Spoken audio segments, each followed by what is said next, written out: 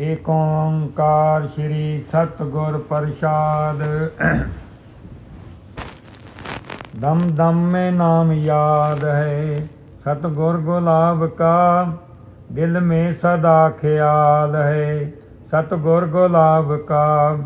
दम दम में नाम याद है सतगुर गुलाब का, दिल में सदा ख्याल है सतगुर गुलाब का।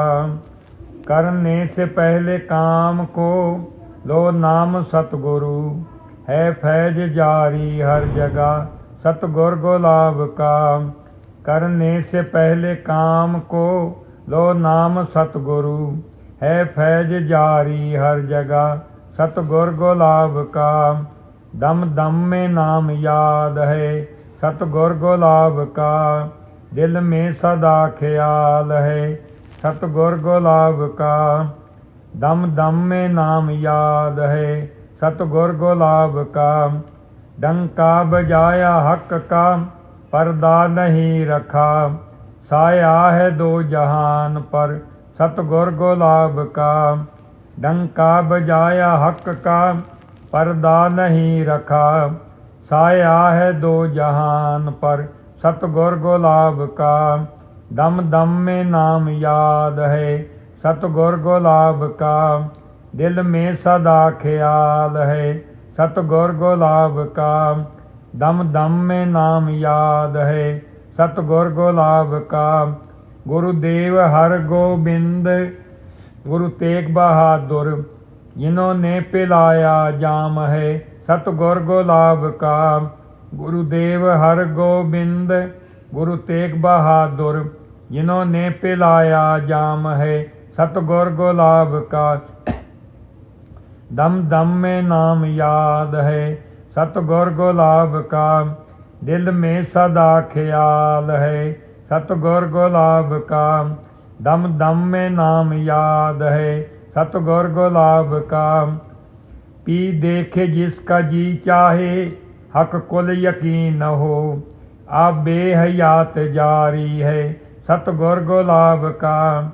पी देखे जिसका जी चाहे, हक कुल यकीन हो, अब बेहयात जारी है सतगुर गुलाब का। दम दम में नाम याद है सतगुर गुलाब का, दिल में सदा ख्याल है सतगुर गुलाब का। दम दम में नाम याद है सतगुर गुलाब का। सूंघेगा फैल सूफ ही बच बच के खार से, बागे गुलाब है खिड़ा सतगुर गुलाब का।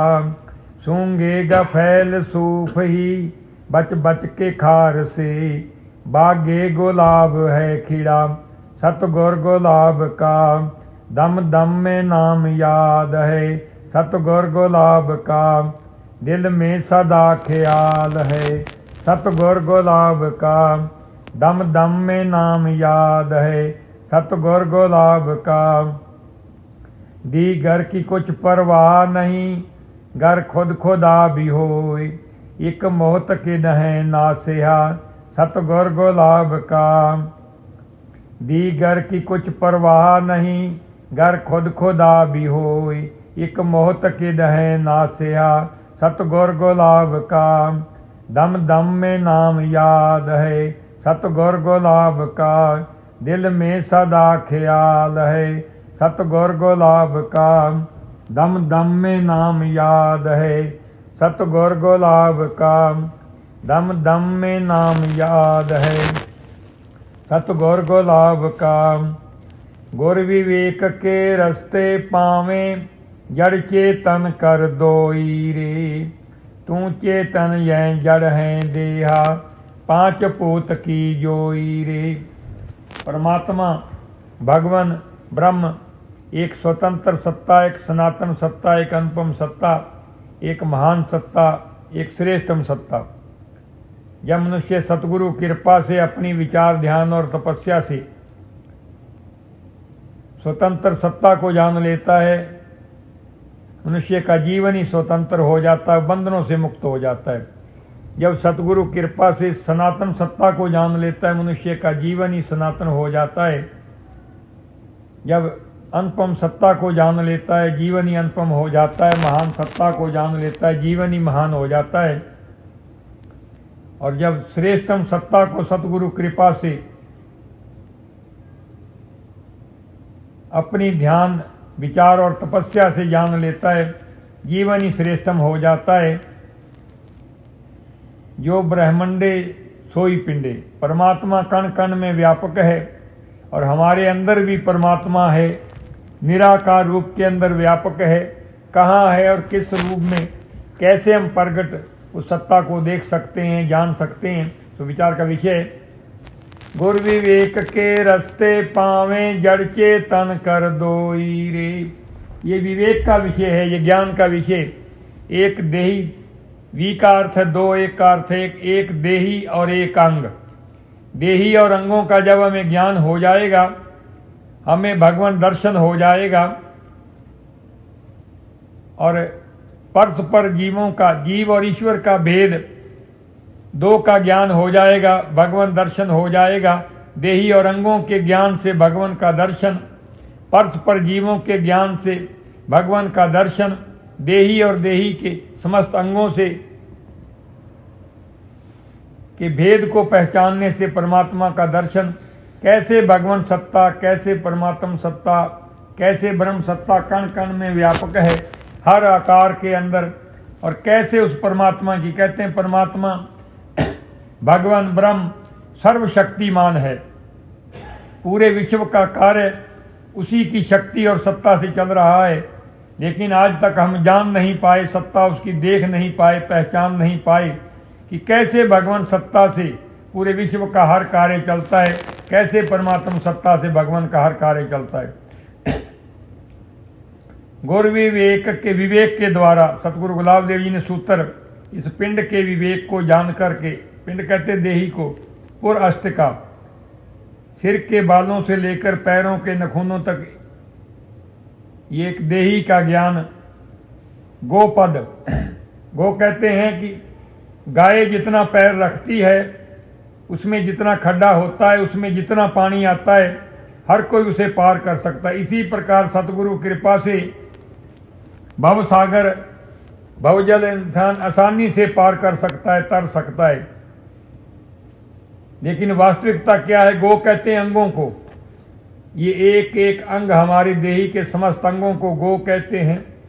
पद कहते हैं ये आकार, नख शिखा पर्यंत देही, ये सब अंगों का समूह है। इसका अगर ज्ञान जान लेते हैं, पूरे ब्रह्मांड का हमें ज्ञान हो जाता है। 84 लाख योनियां हैं, एक योनि में अनंत जातियां और एक जाति में अनंत जीव, सबका ज्ञान हो जाता है, पूरे विश्व का ज्ञान हो जाता है, पूरे ब्रह्मांड का ज्ञान हो जाता है, आत्म दर्शन हो जाता है, भगवान मिलन हो जाता है, ये मानव जीवन सफल हो जाता है। अगर एक कार्य को करने से इतना जीवन में फल मिलता है, तो क्यों नहीं जीवन के अंदर सबसे पहले यही कार्य कर लिया जाए। परमात्मा हमारे अंदर किस रूप के अंदर, कैसे उसकी सत्ता से देही का कार्य चलता है, कैसे भगवान की सत्ता से, कैसे परमात्मा की सत्ता से, कैसे ब्रह्म की सत्ता से, कैसे परमेश्वर की सत्ता से पूरे विश्व का हर आकार के अंदर उसी सत्ता से कार्य चलता है, क्योंकि सर्वशक्तिमान भगवान है। और कैसे उसकी सत्ता से सर्व कार्य चलते हैं, विचार का विषय। गुर विवेक के रस्ते पावें, सतगुरु से ये विवेक को श्रवण करने से, मनन करने से, निध्यासन करने से ये भेद पहचान जाते हैं, भगवान दर्शन हो जाता है, मानव जीवन सफल हो जाता है, जीवन का प्रयोजन पूर्ण हो जाता है, गिनतियों में आ जाता है, भव सागर तर जाता है और अपने नाम के साथ परमात्मा में नाम जोड़ लेता है। जीवन से विकार और अवगुण निकल जाते हैं, केवल गुण ही गुण रह जाते हैं।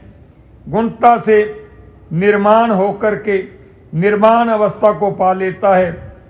निर्माण कहते हैं जैसे ही निस्संकार होता है, अहंकार मिटता है। निर्माण कहते हैं परमात्मा को जान लेता है। कैसे परमात्मा में हो, विचार का विषय। गुर विवेक के रस्ते पावें, जड़ चेतन कर दोई रे। इस देही का ही ज्ञान जान करके सब आकारों से तुलना कर लेना। एक देह, एक जान, एक नैन, एक कान, मन सब एक से एक ही बनाओ है। अल्लाह है अभेद जोई पुराण और कुरान सोई मानुष सब एक से एक ही बना हुआ है, एक ही स्वरूप है।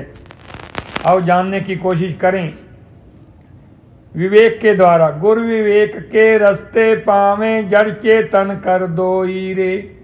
परमात्मा एक चैतन्य सत्ता है और इस देही की रचना 5 तत्वों से। गुर विवेक के रस्ते पावें जड़ चेतन कर दोई रे। प्रकृति के अंदर, ब्रह्मांड के अंदर एक जड़ वर्ग है और एक चेतन वर्ग है। हमारी इस देही के अंदर एक जड़ वर्ग है और एक चेतन वर्ग है। 84 लाख योनियां, एक योनि में अनंत जातियां और एक जाति में अनंत जीव।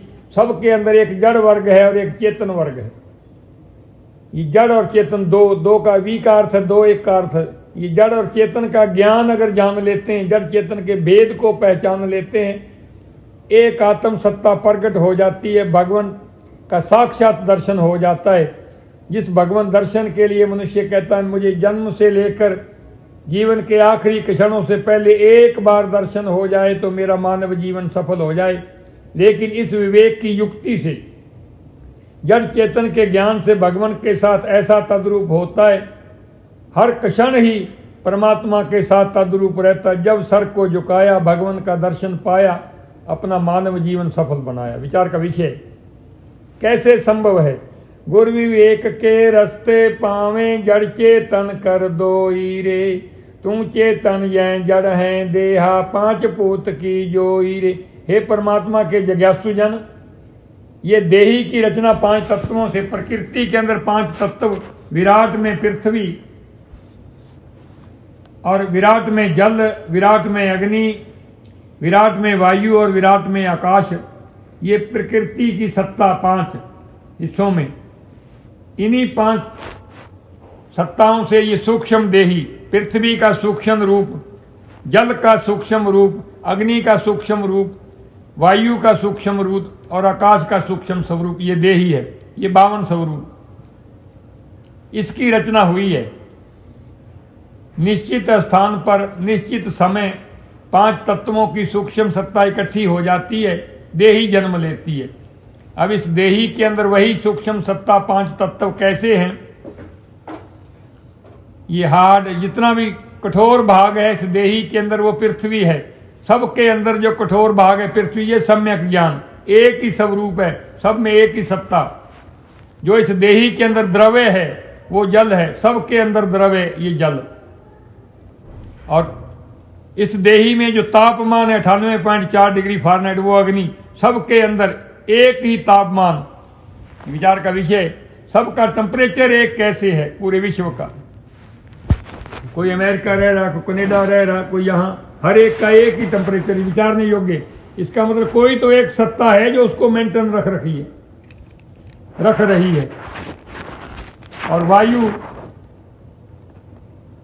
विराट की सूक्ष्म सत्ता, इसके अंदर ये श्वास का लेना, सब ले रहे हैं। सबको बराबर श्वास क्यों आ रहे हैं? विचार का विषय। कहीं तो अंतर होना चाहिए किसी में। ये समानता क्यों है? इसलिए समानता है कि सब की रचना एक ही, सबके पिता हैं, एक रचिता सृष्टि का एक ही है और सबके अंत है वो निवास करता है। उसी का ही कंट्रोल है हर देही के, हर आकार के ऊपर। इसलिए हर कार्य एक ही युक्ति अनुसार एक जैसा ही हो रहा, ये मूल कारण है। और आकाश जो खाली भाग है, बाल सिर पर ही क्यों ज्यादा उगते हैं? सिर में खाली हिस्सा सबके एक जैसा ही क्यों है? किसी के पैरों के तलवों में बाल क्यों नहीं है? यहाँ क्यों नहीं है? यहाँ क्यों आकाश तत्व की कमी है? क्योंकि सृष्टि का रचता एक ही है, एक जैसे ही सबके अंग हैं और एक जैसे ही रूप के अंदर सब में व्यापक है। वो एक ही सत्ता है। उस एक को पहचान जाते हैं तो पूरे विश्व को जान जाते हैं। इस देही के अंदर हम इस आकार को जान लेते हैं तो सब आकारों का हमें ज्ञान हो जाता है और भगवान का साक्षात दर्शन हो जाता है। मानव जीवन सफल हो जाता है और फिर भव सागर से तर जाता है। विचार का विषय, गुर विवेक के रस्ते पावें जड़ चेतन कर दोई रे। तू चेतन जय जड़ है देहा पांच भूत की जोई रे। हे परमात्मा के जिज्ञासु जन, तुम बार बार कहते हो मैं खाता हूँ, मैं पीता हूँ, मैं उठता हूँ, मैं बैठा हूँ, मैंने जन्म लिया, मैं मरूंगा। ये सब देही की प्रक्रिया है। क्षुधा पिपासा प्राण से, भूख और प्यास प्राणों का धर्म है, कहता मेरा धर्म है। तुच्छ बुद्धि के कारण, बचपने के कारण, अज्ञानता के कारण, जब तक बच्चा टीचर से नहीं पूछता तब तक किसी की भी डेफिनेशन सही नहीं जान पाता है। इसी प्रकार हमने अपनी बुद्धि श्रेष्ठता से, अपने ही बुद्धि से ही हर एक वाणी का, हर एक बात का अर्थ कल्प लिया है, उसमें अधूरापन है।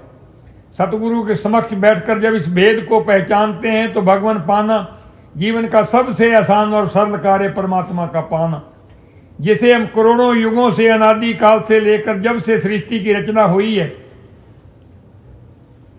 जो जो सतगुरु से जिसकी मुलाकात नहीं हुई है वो यही कहता है कि परमात्मा, वेदों में भी नेति ने लिखा, हे मनुष्य, हे प्राणी, तुम्हारी पहुंच से परे का विषय, पहुंच से परे का विषय, नेति नेति नेति। तुम भगवान को नहीं जान सकते हो। लेकिन जिनके ऊपर सतगुरु की कृपा हो गई है वो कहते हैं भगवान पाना सबसे आसान और जीवन का सरल कार्य। अब कैसे सरल कार्य, कैसे हम भगवान को पाएं, ये चंद मिनटों का काम परमात्मा मिलन विचार का विषय है। अभी आप अनुभव कर पाओगे कि मैं भगवान के साथ तद्रूप हो गया, मेरा और भगवान का कोई भेद नहीं मिट गया, एक स्वरूप हो गए हैं साक्षात। अभी आपको प्रवचन में ऐसा नहीं लगे कि मैं तुम का भेद मिट गया है, भगवान के साथ तद्रूप हो गए, कहना शोर ही मचता रहा है। अब विचार का विषय, गुर विवेक के रस्ते पावे जड़ चेतन कर दोई रे। तू चेतन जय जड़ है दे। हे परमात्मा के जिज्ञासु जन, तुम्हारा वास्तविक स्वरूप वही चैतन्य आत्मा है। परमात्मा जो कण कण में व्यापक है, तुम्हारे अंदर परमात्मीय सत्ता आत्मा के रूप के अंदर व्यापक है, वही तुम्हारा अद्वितीय स्वरूप है। उसका वो परमात्मा के साथ अभेद स्वरूप है, उसको पहचान जाओ। मैं भगवान के साथ कैसे एक स्वरूप हूं। गई पुतली नून की, था समुद्र की लैन, अनाथ आप आपे पई पलट काहे को वैन। नमक की पुतली के मन में विचार आया, देखें सागर कितना का महान है। अब नमक की थैली ने सागर में छलांग लगा दी है, सागर स्वरूपी हो गई। आकर के क्या कहे सागर कैसा है। ठीक इसी प्रकार परमात्मा रूपी अमृत का सागर है, ये देही हमारी एक बूंद रूपी आकार है हमारा। सागर के अंदर बूंद ने छलांग लगा दी, बूंद के मन में विचारा, देखें तो सही सागर कितना का महान है। अब बूंद ने सागर में छलांग लगा दी, सागर स्वरूपी हो गया। करके क्या बताए कि सागर कैसा है। ठीक इसी प्रकार परमात्मा रूपी अमृत का सागर है। मैं एक जीव हूं, इसकी तुलना मगर बूंद से करते हैं। बूंद रूपी आकार हमने सागर में छलांग लगा दी है। परमात्मा रूपी अमृत के सागर के अंदर तद्रूप होकर के परमात्म स्वरूपी हो गए। इति जीवनम, शेष कुछ नहीं। लेकिन कैसे भगवान के साथ तद्रूप होकर ये जीव ब्रह्म स्वरूप हो जाता है, ये बूंद सागर स्वरूप हो जाती, विचार का विषय। विवेक के द्वारा, गुर विवेक के रस्ते पावे जड़ चेतन कर दोई रे। तू चेतन जय जड़ है देहा पांच पूत की जोई रे। और 25 प्रकृता जड़ है इस देही के अंदर, हाड मांस नाड़ी त्वचा और रोम, रेत रक्त पित्त श्वेत और लाला, कुशुदा पिपासा आलस्य निंद्रा और कांति, दावन पसरन उबरन चंचलता और संकोच, मन बुद्धि चित्त और अहंकार, 3 गुण, ये सब जड़ हैं। सबके अंदर हाड मांस नाड़ी त्वचा रोम, रेत रक्त पित्त श्वेत लाला, कुशुदा पिपासा आलस्य निंद्रा और कांति, दावन पसरन उबरन चंचलता और संकोच, अहंकार क्रोध लोभ मोह मत्सर, 5 कोश और शब्द स्पर्श रूप रस गंध, 5 ज्ञान इंद्रियां, 5 कर्म इंद्रियां, 3 गुण, मन बुद्धि चित्त अहंकार। सारांश कि देही के जितने भी अंग हैं ये सब जड़ हैं। यहां जिज्ञासु की तरफ से शंका है और सतगुरु गुलाब देव जी की तरफ से उत्तर है। हे सतगुरुदेव जी, ये देही के समस्त अंग तो अपना अपना कार्य कर रहे हैं, फिर ये जड़ कैसे, जड़ तो काम कोई कर नहीं सकता, कार्य कर नहीं सकता, ये कार्य कैसे मैं निश्चय करूं? ये सब जड़ हैं। अगर ये जड़ हैं तो किसकी सत्ता से ये कार्य करते हैं? हे परमात्मा के जिज्ञासु जन, ये परमात्मा की परमात्मीय सत्ता हर आकार के अंदर, तुम्हारे अंदर भी निराकार आत्मा के रूप के अंदर व्यापक है। उसकी सत्ता से ये सब अंग कार्य करते हैं। देही के हर आकार के अंदर हर अंग आत्म सत्ता से ही कार्य करते हैं। हे सतगुरुदेव जी, उस आत्म सत्ता का कैसे मुझे मार्गदर्शन हो, कैसे मैं निश्चय करूं कि ये शरीर और पूरे ब्रह्मांड के हर आकार में आत्म सत्ता से ही ये सब सत्ताएं कार्य कर रही हैं, आत्मा से ही कार्य कर रही हैं। कैसे निश्चय कर पाऊं, कैसे मैं ये जान पाऊं कि आत्मा से ही सारा कार्य चल रहा है, जो परमात्मीय सत्ता हर जीव के अंदर व्यापक है। तो सतगुरु गुलाब देव जी की तरफ से उत्तर है, गुर विवेक के रस्ते पावे जड़ चेतन कर दोई रे, तू चेतन जै जड़ है देहा पांच पोत की जोई रे, और 25 प्रकृता जड़ हैं 5 विषय जड़ होई रे, इंद्रियां जड़ दसे पशानो जड़ परान भी सोई रे, जड़ हैं चतरे अंतर जोई सुप्ति खबर न कोई रे, दास गुलाब करें जब चेतन चेतन सर्वे होई रे। सुप्ति कहते हैं गहरी निद्रा के अंदर हम सोए हुए हैं, और वो आत्म सत्ता जो परमात्मीय सत्ता सबके अंदर है, वो जैसे ही सत्ता सबको मिलती है, देही का रोम रोम चेतन हो जाता है। जिज्ञासु की तरफ से फिर शंका है कि हे सतगुरुदेव जी, ये तो मैं आपकी कृपा से जान पाया हूं कि आप सतगुरु हैं और वेद शास्त्र अध्यात्म और परमात्मा के ज्ञातावान हैं, आप झूठ नहीं बता रहे फरमा रहे हैं, लेकिन मैं इस भेद को पूर्ण रूप से नहीं जान पाया हूं। इस भेद को पूर्ण रूप से जनाएं ताकि मैं तुच्छ बुद्धि, मेरी बचपना बुद्धि है, मैं इस ज्ञान से अनजान हूं, अनभिक्ष हूं, मैं अच्छी तरह से इस भेद को समझ जाऊं और जब जी चाहे भगवान का दर्शन पा करके अपने जीवन को आनंद में व्यतीत कर पाऊं। दास गुलाब करें जब चेतन चेतन सर्वे होई रे। सतगुरु गुलाब देव जी का फरमान है, परमात्मा के जिज्ञासु जनों, उस आत्मा की सत्ता जब मिलती है, देही के सब अंग अपना अपना कार्य करते हैं। सतगुरुदेव जी, ये तो मैं निश्चय कर पाया हूं कि आप सत्य ही फरमा रहे हैं, लेकिन कैसे सत्ता से कार्य चलता है? दास गुलाब करें जब चेतन चेतन सर्वे होई रे। जिज्ञासु जनों श्रवण करो, दास गुलाब करें जब चेतन चेतन सर्वे होई रे, तू चेतन जड़ संगे तेरे शक्ति कर्म की पाई रे। कर्म की सत्ता, कैसी कर्म की सत्ता है?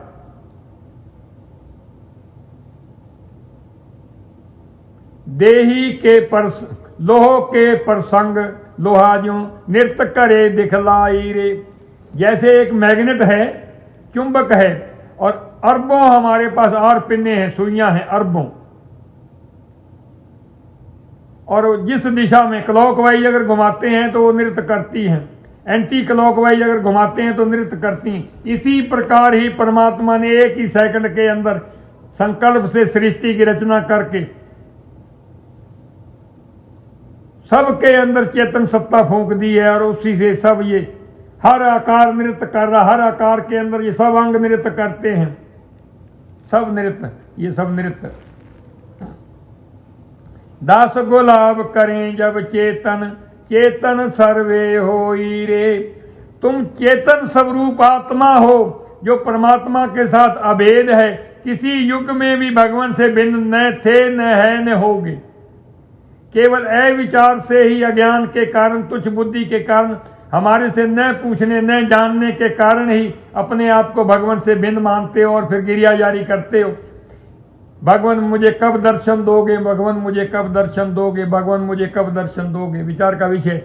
हे परमात्मा के जिज्ञासु जन, ऐसे भगवान के साथ जोड़ देंगे, किसी क्षण भी भिन्न नहीं रहोगे, न थे, न है, न होगे, केवल भ्रम से ही अपने आप को भिन्न मानते हो। दास गुलाब करें जब चेतन चेतन सर्वे होई रे। तू चेतन जड़ संगे तेरे, शक्ति कर्म की पाई रे। कर्म की सत्ता कैसे आती है? मन के अंदर सबसे पहले देखने के प्रति संकल्प उत्पन्न होता है, बुद्धि निश्चय करती है, और फिर चित्त के चिंतन से फिर अहंकार कार्य को करने की समर्था आती है, अहंकार पैदा होता है, तो फिर अंग अपना कार्य शुरू कर देते हैं। आंखों से देखने का कार्य, ये सब नृत्य कर रही हैं। आंखों से नृत्य, माता को देखने का, पिता को, बहन को, भाई को, बंधु को, दोस्त को, मित्र को, बेटी को, बहू को, पत्नी को, माँ को, पिता को, सारे संसार को। अलग अलग एक ही आंख है देखने की, कितनी कलाएं हैं ये भगवान ने मानव के अंदर भर दी हैं। श्रवणों से सुनने की कला, भाई वहां दो आदमी बातें कर रहे थे, वो मेरी चुगली निंदा कर रहे थे, आपने सुनी, ये कला का नृत्य श्रवणों का नाम। भाई मैंने तो कोई बात सुनी नहीं। हर एक से सुनने का भाव, जो बात सुनने योग्य हो उसको सुन लेना, दूसरे से कहना मैंने तो सुनी ही नहीं है। ये सब कलाएं, ये सब कलाएं उस भगवान की कलाएं हैं जो इस देही के अंदर आ चुकी हैं, उसी की सत्ता से, उसी की सत्ता से।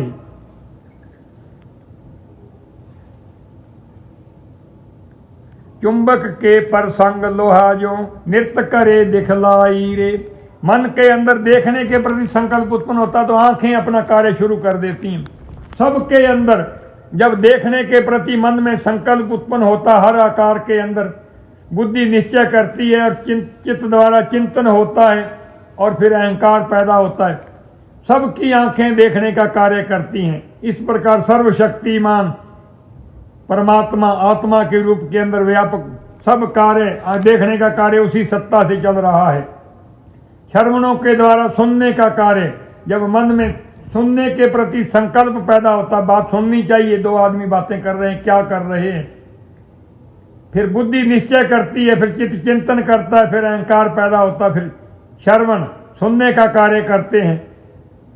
हर आकार के अंदर श्रवण सुनने का कार्य इसी प्रकार ही करते हैं। एक ही स्वरूप है, एक देह, एक जान, एक नयन, एक कार्य। जब सब अंगों के कार्य करने के प्रति मन में संकल्प उत्पन्न होता है, बुद्धि निश्चय करती है, चित्त चिंतन करता है, सारी देही के अंग नृत्य करते हैं, अपना अपना कार्य करते हैं। ज्ञान इंद्रियां विज्ञान का कार्य, कर्म इंद्रियां कर्म का कार्य। हर आकार में जब जैसे एक चुंबक से सब सुइयां नृत्य करती हैं, इसी प्रकार ये सुई रूपी एक एक अंग है हमारा, चैतन्य आत्मा रूपी मैग्नेट से ये सब नृत्य करती हैं।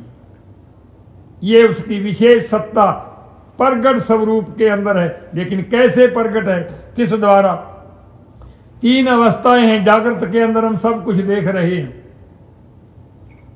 अगर परमात्मीय सत्ता जो आत्मा की हमारे अंदर है, उसकी अगर प्रेरणा न हो, आंखें खुली भी हैं तब भी नहीं दिखाई देती, कुछ नहीं देख पाता। जैसे गहरी नींद आई हो, आंखें खुली हैं, उसको पता ही नहीं सामने क्या है।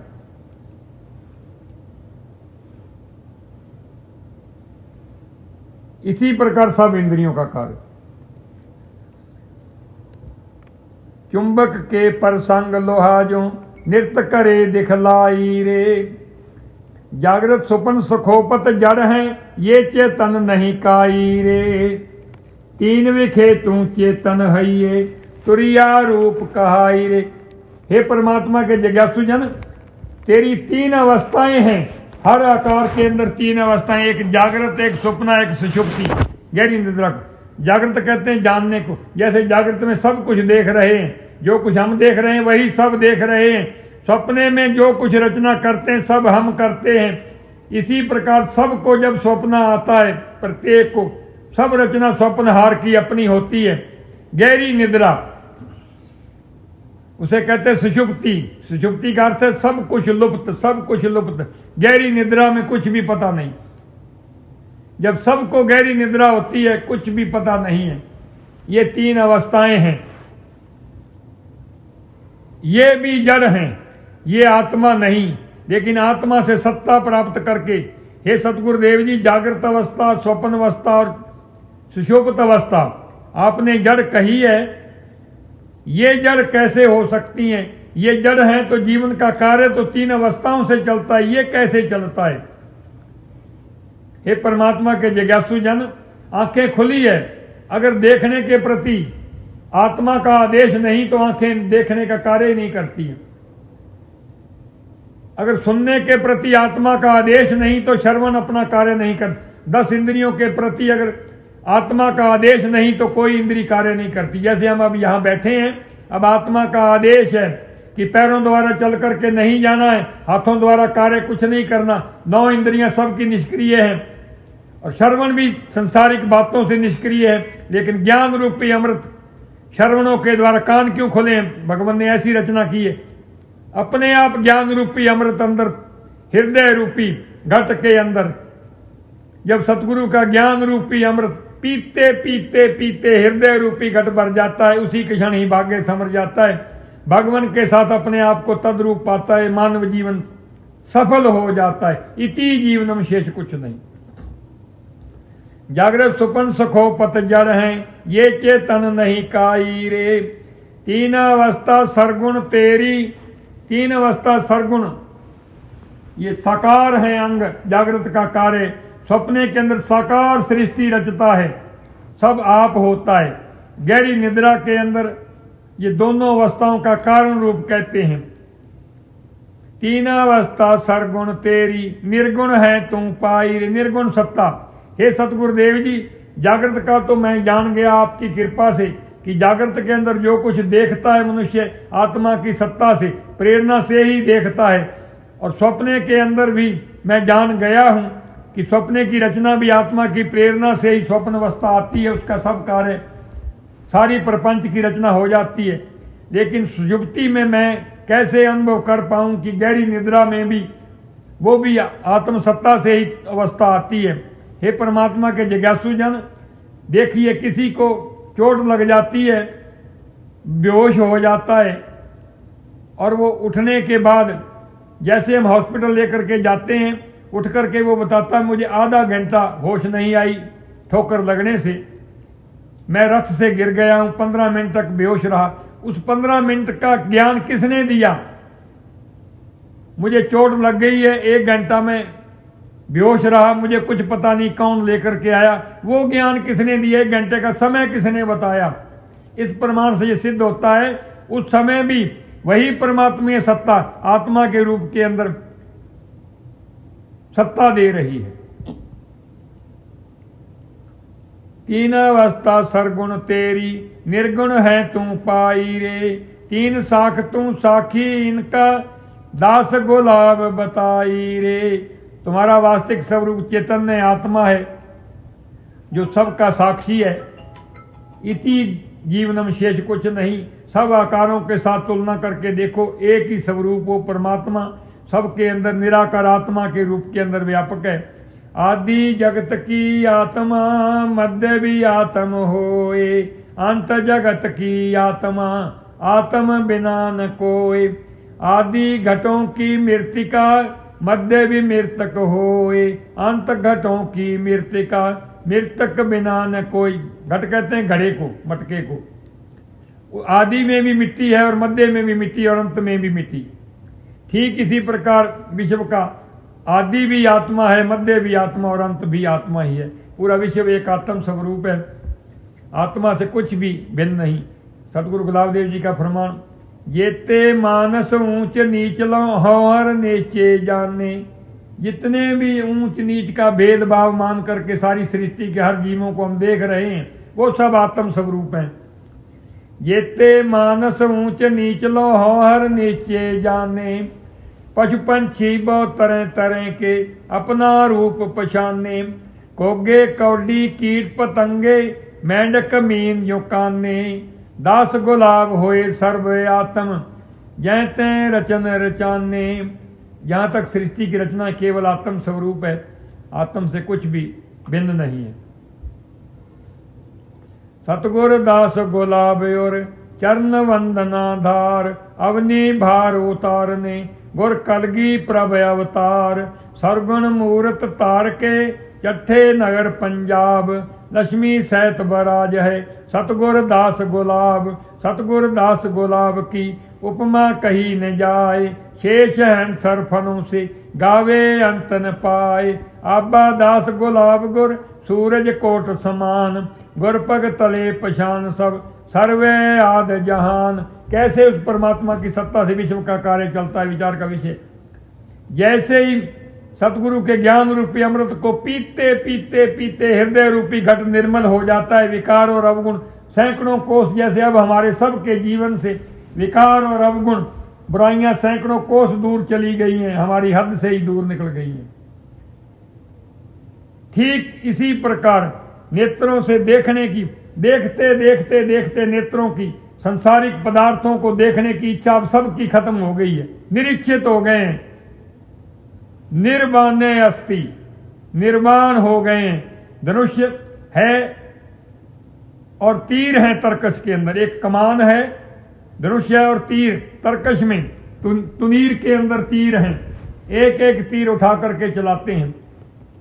ठीक इसी प्रकार देही रूपी ये धनुष्य है और कर्म रूपी बाण है। नेत्रों के द्वारा देखने के तीर चलते चलते चलते देखने की, संसारिक पदार्थों को देखने की इच्छा ही खत्म हो गई है। नेत्र निश्चित हो गए हैं, निर्वाण हो गए हैं। श्रवणों के द्वारा जन्म से लेकर आज तक सुनते सुनते सुनते सुनते आज सतगुरु कृपा से परमात्मा की कहानी कथा बात सुनी है। अब संसारिक बातों की सुनने की चंद मिनटों के लिए इच्छा ही खत्म हो गई है, निरीक्षित हो गए हैं। वाक इंद्री द्वारा जन्म से लेकर आज तक बोलते बोलते बोलते आज सतगुरु कृपा से परमात्मा का ज्ञान श्रवण करने से बोलने की इच्छा ही खत्म हो गई है सबकी, निरीक्षित हो गए हैं, निर्वाण हो गए। पैरों द्वारा जन्म से लेकर आज तक चलते चलते चलते ज्ञान को श्रवण मनन निध्यासन करने से चंद ही मिनटों के अंदर चलने की इच्छा ही खत्म हो गई, निरीक्षित हो गए। हाथों से कार्य करते करते करते इस क्षण किसी भी कार्य को करने की इच्छा खत्म हो गई है। मन में कोई संकल्प नहीं, केवल परमात्मा के साथ अपने आप को सतगुरु कृपा से तद्रूप पा रहे हैं। ज्ञान रूपी अमृत जब श्रवणों के द्वारा सतगुरु कृपा से हृदय रूपी घट में जाता है, ये घट भर जाता है। विकार और अवगुण सैकड़ों कोस दूर चले जाते हैं। मनुष्य ये अनुभव करता है मैं भगवान के साथ तद्रूप हो गया हूं, मैंने ज्ञान रूपी अमृत से मेरा जीवन अमर हो गया है। इति जीवनम शेष कुछ नहीं, साक्षात हो गया जी। बोलो सतगुरु गुलाब देव जी महाराज की जय।